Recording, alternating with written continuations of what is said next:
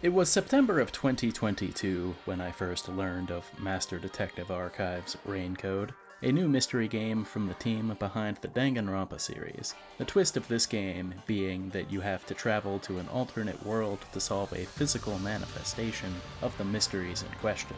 My curiosity was piqued due to me enjoying the Danganronpa series quite a bit, and I do rather enjoy mystery games altogether. So let's take a look to see if the mysteries within Raincode were worth my interest.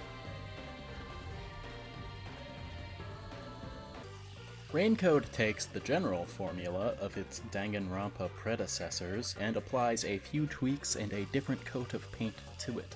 You still gather and present evidence to solve mysteries, but rather than presenting your argument in a courtroom-styled debate scenario, you are navigating through a perilous dungeon. The Mystery Labyrinth, as it's called, contains all manner of obstacles for Yuma and Shinigami to overcome. Reasoning Deathmatch pits you against a mystery phantom and has you dodging around their statements and presenting evidence to cut through their contradictions. There's a Hangman's Barrel game where you will have to play a round of Hangman to present a specific word that the game is looking for. And there are a myriad of QuickTime events that revolve around you being able to answer a string of questions correctly. I found the Mystery Labyrinth to be a mixed bag. I think it's a cool idea on paper, but the execution could have used some work. I thought it was at its best during the Reasoning Deathmatch portions. Finding contradictions and presenting the flaws in the opposition's logic is always when games like this shine. The Hangman barrels were quite tedious for a couple of reasons. First of all, it was rather overused. I want to say the first Mystery Labyrinth had 3 or 4 of them. The other issue, for me personally, is that I always knew the answer beforehand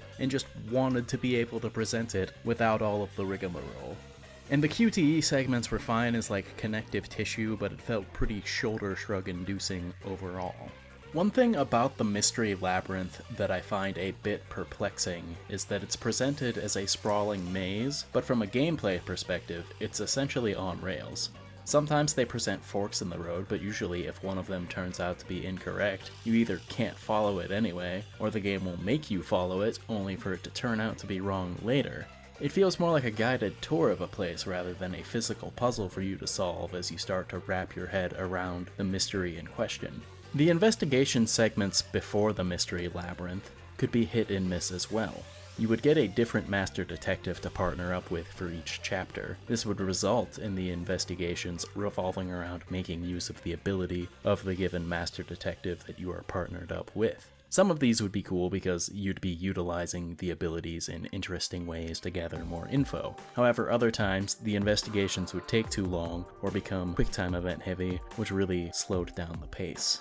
Overall, I do think the gameplay of Raincode is still perfectly serviceable despite being a little slow-paced. I think the ideas present are really solid, and with a bit of fine-tuning, they could really make the Mystery Labyrinth quite engaging.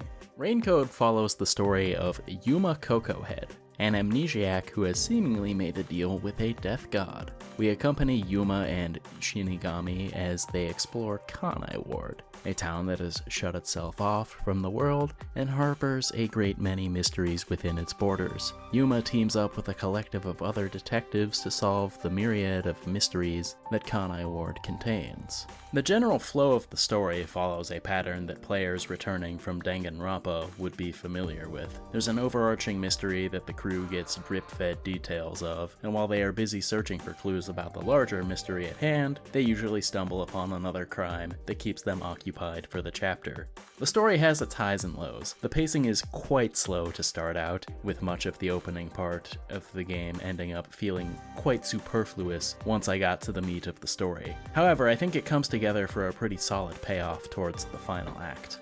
The chapter-by-chapter mysteries are hit and miss. The main issue I had in a few cases was that once they introduced the potential suspects, it became pretty obvious who the culprit was. I can give the first couple of chapters a bit of slack in that regard, because I've played a lot of these narrative mystery games, so sometimes I'm thinking a little bit further ahead of where the introductory cases want me to be. However, this is an issue that popped up as late as Chapter 3 for me, and I feel like by that point in the story, I should have been challenged just a little bit more. It's a shame, because Chapter 3 was a pretty drastic step backwards from the previous chapter. I thought that Chapter 2 was so close to being quite good. The mystery was put together pretty nicely, but the execution as far as how they delivered the information fell a little flat to me. Thankfully, the final 2 chapters were the best thing that the game had to offer, and would be genuinely good in any mystery game of this variety. The best thing that Raincode has going for it are its characters. All of the important characters stand out and are enjoyable. Yuma works pretty well as a protagonist. He's lost his memories, but at no point did the story have him acting in a way that made me think he was being foolish or unreasonable. All of Yuma's master detective comrades are a lot of fun as well. Chief Yako is a smooth negotiator, but also worried about upsetting the peacekeepers of Kanai Ward to a comedic degree. Halara Nightmare is a no-nonsense, very capable detective who does not do anything for free. They are a great straight man to the more exaggerated characters in the game. Desuhiko is mostly concerned with becoming famous and drooling over girls. To the game's credit, they managed to reel him in enough to be not as obnoxious as the other characters of this archetype. Fubuki is an adventure-seeking airhead who again manages to avoid being as obnoxious as a typical character of her archetype. Vivia Twilight was my favorite character in the game. He's as good a detective as Halara, but is rather lazy. His general low energy and moroseness was quite fun to interact with while I played the game. Even some of the other characters introduced later on turned out to be pretty cool. I thought Karumi had a nice dynamic with Yuma, and watching Yomi just be the worst person possible at every turn made him a really fun antagonist. Another thing I'll give this game credit for is how they balanced Yuma's role against the rest of the detectives. For example, I think it's fair to say that Halara and Vivia are both better detectives than Yuma, as he is for most of the story. However, they both have a respective character flaw that would lead to them not solving the crime of the chapter. In Halara's case, it's because they wouldn't have taken the job without payment, and in Vivia's case, it's because he is too lazy. Yuma being good-natured tends to be what drove the plot forward in most of the chapter-by-chapter mysteries. And on the other hand, while Desuhiko and Fubuki may not be as smart as Halara or Vivia, their respective talents both made them vital assets for the investigations that they took part in. Much like the other elements of this game, the presentation of Raincode is a mixed bag.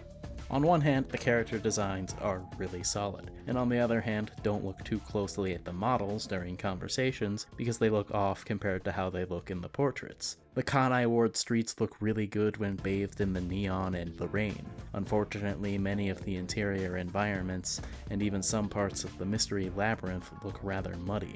The music is great, but the sound balancing can go out of whack pretty frequently. I'd say that the biggest flaw in the presentation was its execution of the big revelation moments. I said earlier that Chapter 2 was so close to being good, and I think a lot of what held it back was the way that the information was presented. Rather than having a dramatic flashback with cool music to really put you in the moment, a Phantom of the Culprit just kind of exposits the truth of the events to Yuma. The Mystery Labyrinth is supposed to be a physical manifestation of the mysteries in Kanai Ward, so it would have been really cool to see the labyrinth morph in response to Yuma's understanding of the case. Maybe have it change to better set the stage for the big revelations, rather than it just being some abstract rooms most of the time.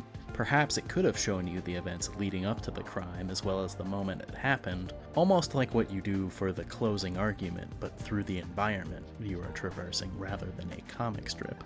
At the end of the day, if you enjoy narrative mystery games, I would recommend Master Detective Archive's Raincode. It's a slow burn, but I believe that once the game hits its stride, it becomes a worthwhile experience. The characters were great and left me wanting to see more of almost all of them. The final act of the game has a solid pair of pretty well-constructed mysteries that I had a good time solving.